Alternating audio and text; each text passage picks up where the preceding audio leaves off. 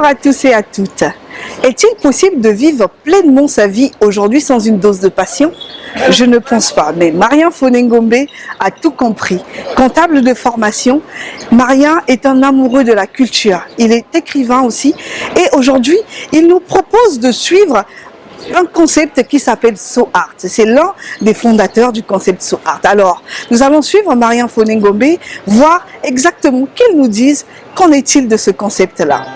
Mesdames et messieurs, bienvenue dans l'émission Genesis. Machozi yangu yote inamalizika, mie nitalala na nani wenda.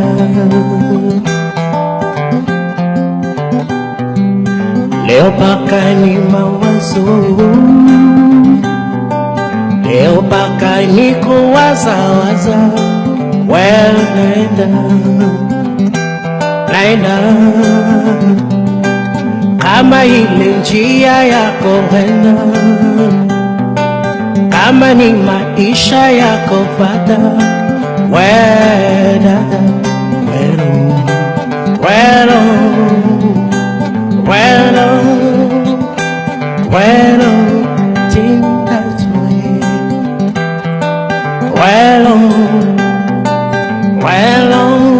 Mama,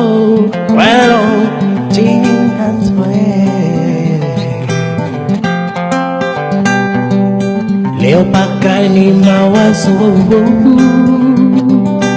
hakuna niacha. Kama we unaenda,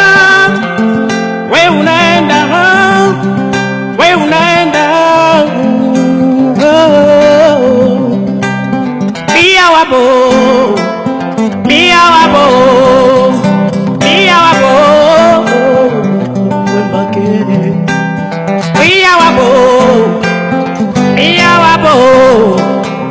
wabo, machozi yangu yote inamalizika, mie nitalala na nani wenda.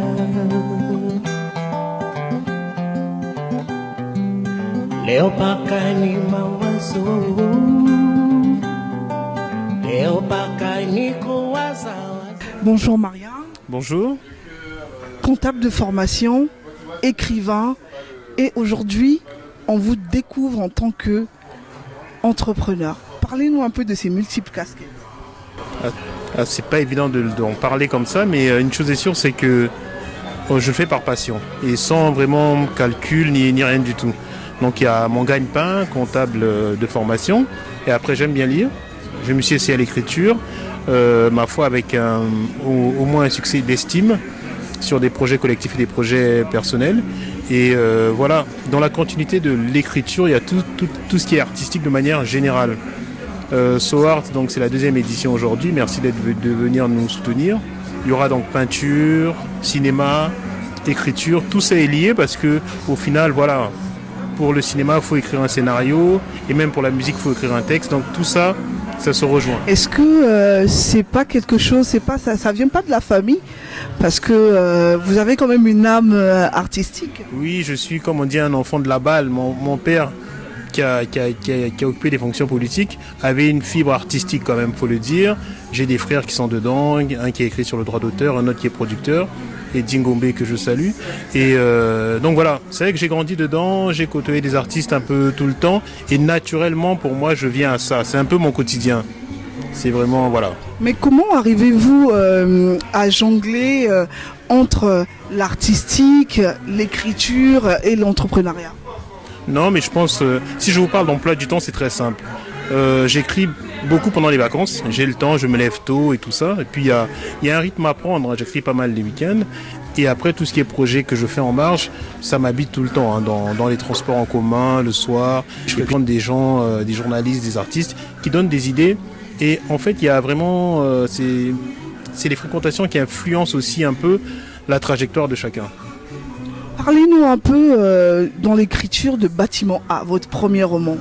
Hein, est-ce que vous pouvez nous résumer un peu et qu'est-ce qui vous a poussé à vous lancer dans cette écriture-là? D'accord. Le Bâtiment A, c'est en fait ça raconte, c'est une immersion dans la vie d'étudiant et j'ai vécu 2 ans donc, en cité universitaire, je l'ai beaucoup dit dans quelques interviews, mais c'est des souvenirs, c'est un parcours initiatique ce livre-là, parce que on apprend des choses sur soi, on apprend des choses sur les autres. J'en ai appris sur l'Afrique grâce au bâtiment A, donc grâce à mon passage au CTU.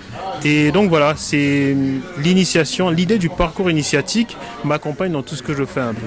Donc le bâtiment A, c'est ça, il y a beaucoup d'humour, il y a un peu de sérieux, donc il y a différentes choses assez pas mal. Et Franklin Bukaka, ça devient un peu plus sérieux. Oui, Franklin Bukaka, du coup, c'est moins léger. Quoique le bâtiment, c'est faussement léger parce qu'on parle aussi des problèmes d'étudiants, des galères, des problèmes matériels. Et Franklin Bukaka, c'est rendre hommage au patrimoine culturel du Congo. C'est un vrai sujet, le patrimoine culturel du Congo, parce que on en parle un peu comme ça par-dessus la jambe, mais il y a un travail à faire. Il y a Loubello, il y a Jean Malonga. Qui connaît Jean Malonga parmi les jeunes, notre premier écrivain? Chikayo Mtamsi est connu, mais bon, est-ce qu'on connaît l'œuvre réellement? Qui lit? Faut vulgariser tout ça. Donc le travail, c'est un travail de vulgarisation. Et Sword va dans cet esprit-là, c'est-à-dire que c'est pas une démarche élitiste, c'est une démarche plutôt aller vers les gens, trouver l'écrin pour proposer quelque chose, ce bijou artistique, sans prétention, mais pour que chacun s'imprègne de sa propre culture. C'est valable pour le Congo, mais notre démarche est même continentale. Vous êtes très assis quand même dans cet esprit à vouloir rassembler les gens, à vouloir mettre en exergue certaines personnes, les artistes et tout. On retombe un peu sur votre association. Vous avez des associations? Oui, on a depuis 3 ans et demi, on a une association qui s'appelle Aquamocé. La secrétaire générale s'appelle Marcel Penguet et Luce est trésorière. On est une vingtaine, on essaie d'aider un peu... c'est-à-dire que ce qu'on nous a donné, on essaie de le rendre. Et pour ça, les populations rurales, c'est un peu le terreau de ce qui se fait. Les mamans, tout ce qu'elles font sur l'agriculture, c'est même dans le tissu social, je pense que la place des femmes est importante. Donc nous, on aide beaucoup les femmes, les enfants, la génération qui arrive, par le biais d'Aquamocé, voilà, qui est une association qui fait des actions tous les 3 mois, avec un fonctionnement pas du tout lourd. Et voilà, je pense que tout ça, c'est un accomplissement. Et même finalement, comme on dit, celui qui donne éprouve plus de plaisir que celui qui reçoit. Donc on le fait sans prétention, c'est un vrai plaisir pour nous de le faire. Rapidement, je sais que vous êtes attendu. Donnez-nous le programme de So Art ce soir. Ce soir, alors il y a 4 artistes. Il y a un cinéaste, un réalisateur béninois. On va projeter 2 épisodes de sa web série qui s'appelle Persuasif. Ensuite, il y a celui qu'on ne nomme plus, Olivier Timanga, qui va faire un set acoustique. Il y a Soknandao, une écrivaine sénégalaise qui va passer. Et pour finir, il y a Vanessa Agnagna qui va présenter des peintures. Je suis désolé, Vanessa, on le fait juste avant le démarrage de la rencontre, donc je vais pas répondre. Vous êtes très occupé. Voilà. D'accord. Merci infiniment. D'accord. Mais pour finir, est-ce que vous avez un projet sur le Congo? C'est-à-dire So Art, c'est un projet itinérant à la base. Donc on le fait là à Paris.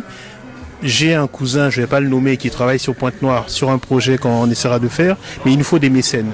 Donc là, on le fait avec nos propres deniers, notre argent de poche, mais bon, par passion, on le met dans autre chose. Mais on cherche des gens qui peuvent investir, des annonceurs ou des mécènes qui peuvent nous suivre. So Art, c'est un concept itinérant qui s'adresse à tout le monde, qui est ouvert, et on a pris le parti de se focaliser sur l'Afrique parce qu'on a besoin de soutenir notre culture. Aussi bien quand on parle de nourriture, de vestimentaire et tout. Et voilà, c'est indispensable. Merci Maria. Merci beaucoup Vanessa. À très bientôt.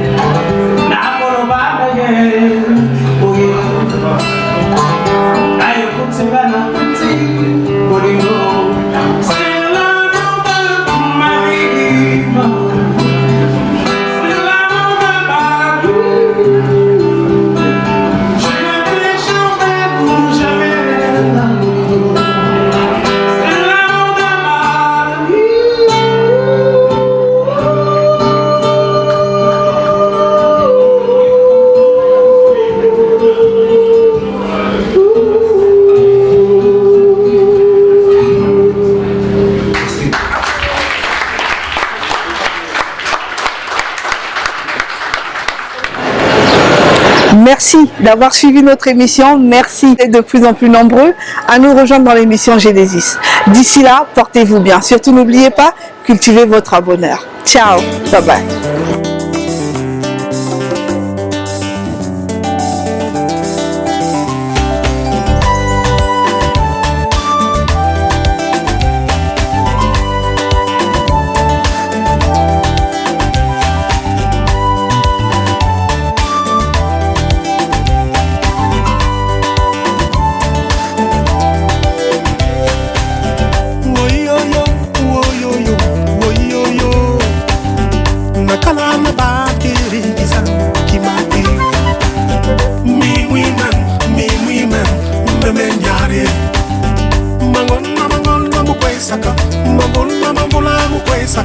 Anisa kulu, anisa koko, anisa moto.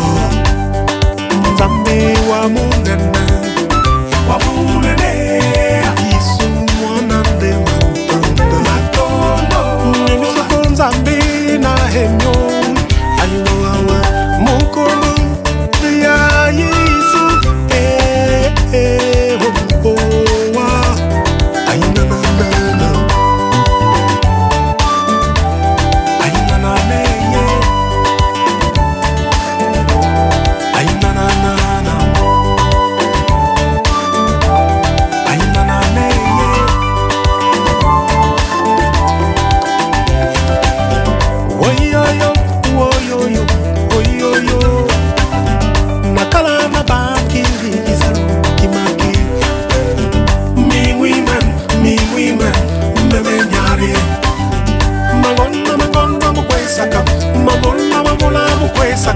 Anisa kulu, anisa koko, anisa moto.